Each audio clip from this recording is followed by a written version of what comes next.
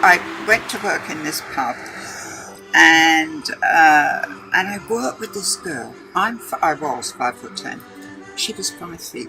She used to go out with Andy, and unbeknownst to me, she said to Andy, "I've got somebody I want you to see." So he came in and he sat at the end of the bar, and Jenny said, "Well, go and serve him. Go and serve him." I said, "What? What do you mean go and serve him?" Well, I did. Anyway, the next night, I got a phone call from Andy. He said, "Do you know who this is?" I said, and I pretended I didn't. And I said, "No." "Oh, well, I was sitting at the end of the bar." And he said, "Would you like to go out?" And that was the story. 6 weeks later, we were engaged and married within a year. When I first saw her, it was tasty. Oh, Christ. I was a bit shy, believe it or not. Oh, she was. Yeah, I was very shy in those days. And I hadn't dated much either. Whereas Andy had dated a lot, I hadn't dated a lot. And so I couldn't sort of quite believe that he wanted to ask me out. We went up to town to the Locarno Ballroom. Which was well known in England. Very well known. Very well known. I couldn't believe it. And there was a load of squaddies in there. Squaddies are soldiers. So, of course, this, was probably 66, 67. And anyway, a few of them were appreciative looks as well. And there was me trying to run around just to make sure, "Hey, buddy, I'm here." She was a cut above anything else I'd been out with. Other girls, I hope they'll forgive me for that, but she really was. And he was handsome. To me, he was handsome. Oh, well, thank you, Jim. That's very nice.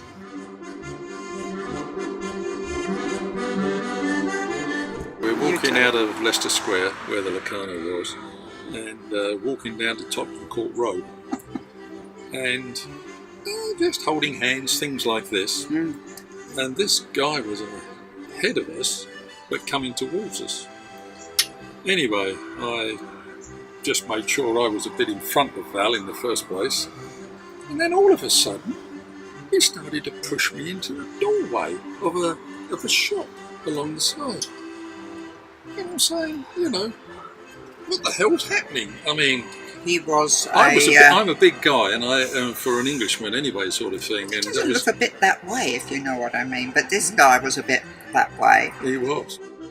So that's our first date. I thought, oh my goodness me! What have I done? So I hit him. Did you hit him? Yes, I hit him in the stomach.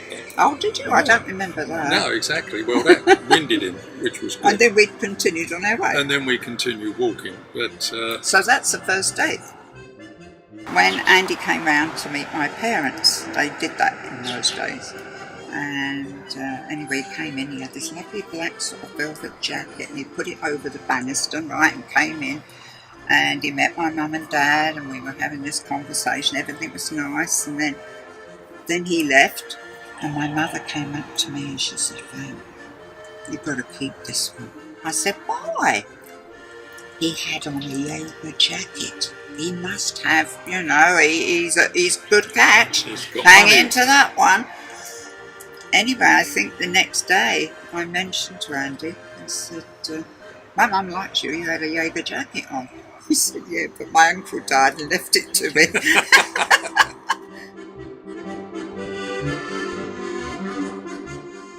well, it didn't take that long in actual fact. We were sitting in my mum's living room, having a snob. Yes. After my parents had gone to bed, and all of a sudden he just turned around and says, "I think we should get married." And that was it. Very simple.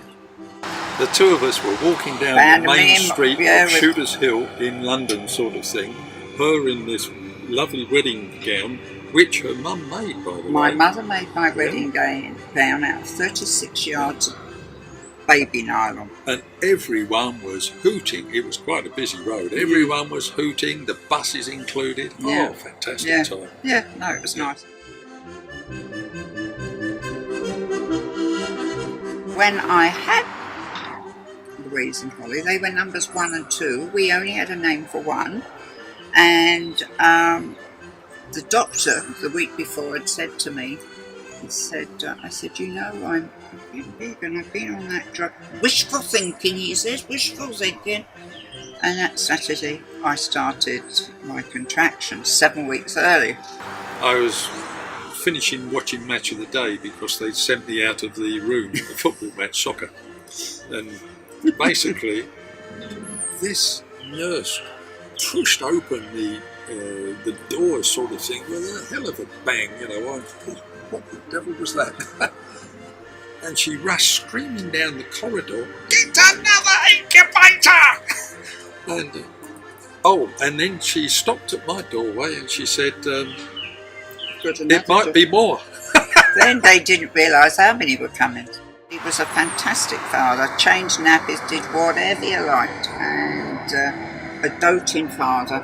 And Yes. We couldn't believe, because we'd waited for them for so long.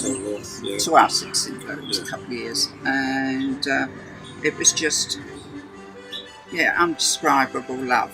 I was so nervous with my kids, scared in certain ways. Was I doing this right? Was I doing that right? So when you have grandchildren, they've got to worry about it. All I have to do is hug them and love them. And I love my grandchildren.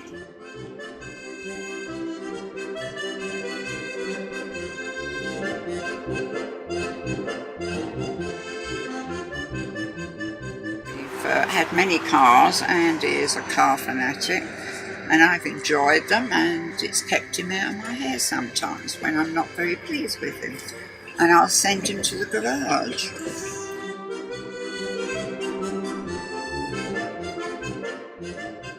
I love him and he loves me, and that's what it all comes down to. And I still love him and he still loves me. But I divorce him in my mind many, many times when he does something wrong. But you see, divorcing in your mind, that's not real, so that's okay.